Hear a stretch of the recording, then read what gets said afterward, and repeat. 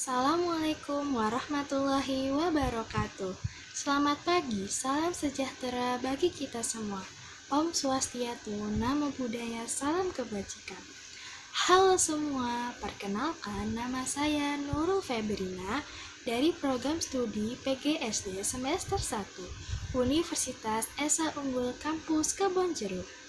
Nah, teman-teman, kali ini saya akan membahas sebuah materi yang ada di mata kuliah Bahasa Indonesia, yaitu materi tentang penulisan laporan. Nah, sekarang langsung saja yuk kita bahas. Nah, teman-teman, pada materi kali ini saya akan membahas beberapa konteks pembahasan.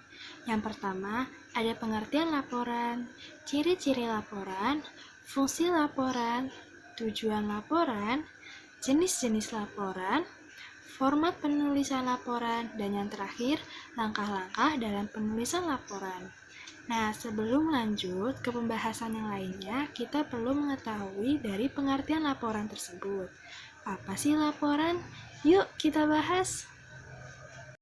Laporan merupakan satu bentuk informasi yang diberikan oleh seseorang untuk mempertanggungjawabkan sesuatu atau sebuah kegiatan yang dilakukannya kepada orang lain atau sebuah badan.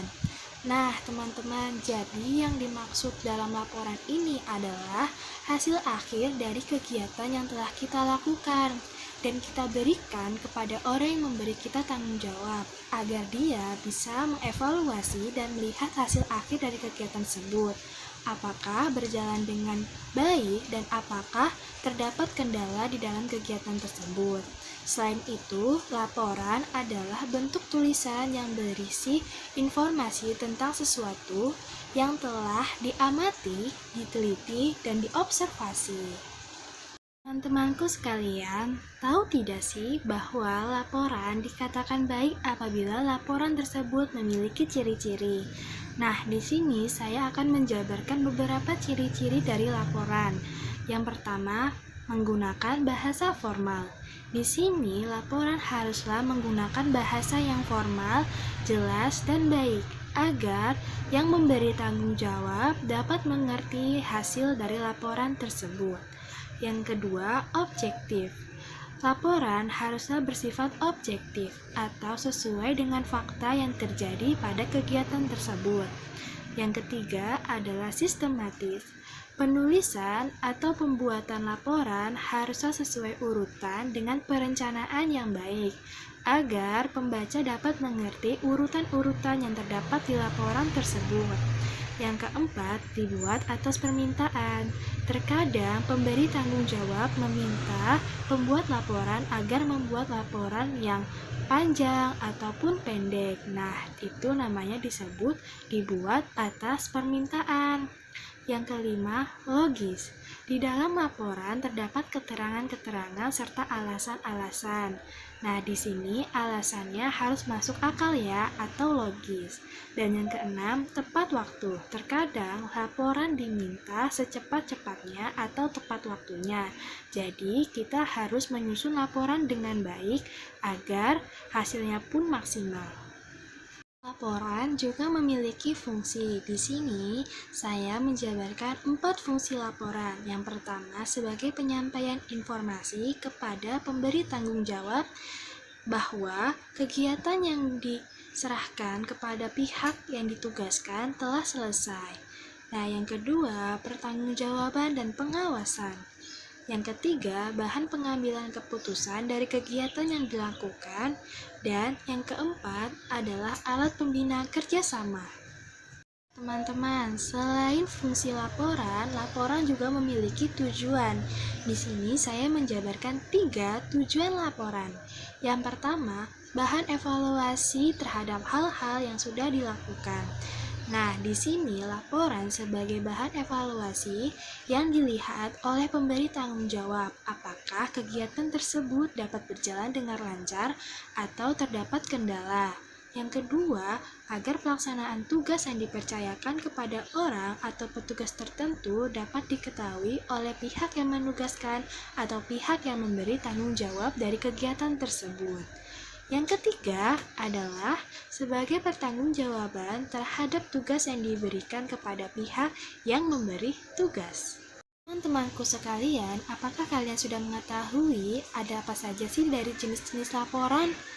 Nah, di sini saya menjabarkan beberapa pengelompokan laporan yang dibedakan berdasarkan fungsinya masing-masing.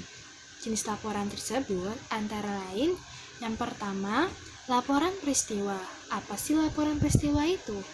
Nah, laporan peristiwa adalah laporan yang menyajikan tentang proses berlangsungnya sebuah peristiwa. Contohnya seperti surat kabar, majalah, dan sebagainya. Yang kedua, laporan kegiatan adalah laporan kegiatan yang telah berlangsung. Contohnya, seperti kegiatan hari guru, kegiatan dies natalis universitas, dan yang lainnya. Dan yang ketiga adalah laporan penelitian.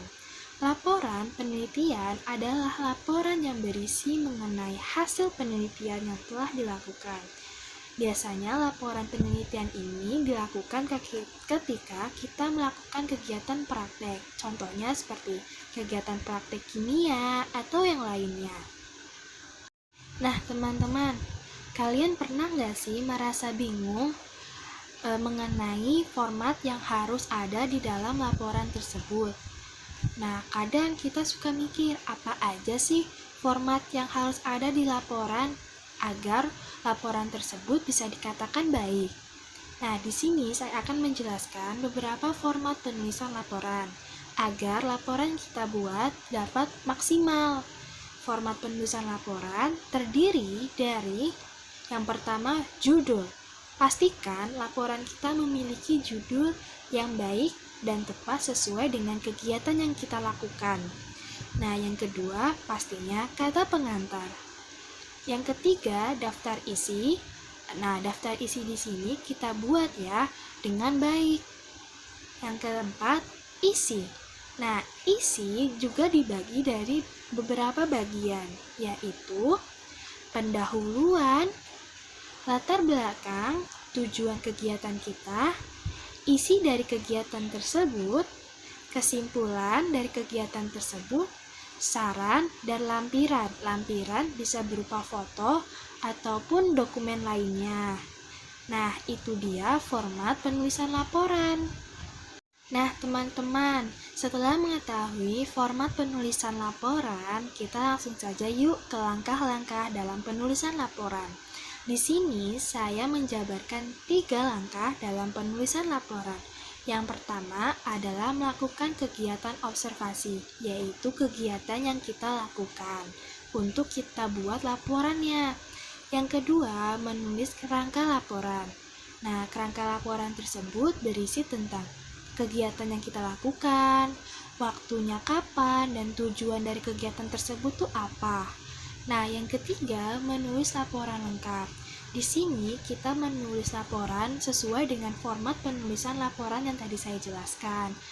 Nah, sehingga laporan yang telah kita buat menjadi lebih baik dan lebih maksimal. Nah, teman-teman, mungkin itu saja yang bisa saya jelaskan dalam materi penulisan laporan kali ini. Kurang lebihnya mohon maaf. Apabila ada kesalahan kata, mohon dimaafkan. Wassalamualaikum warahmatullahi wabarakatuh. Terima kasih.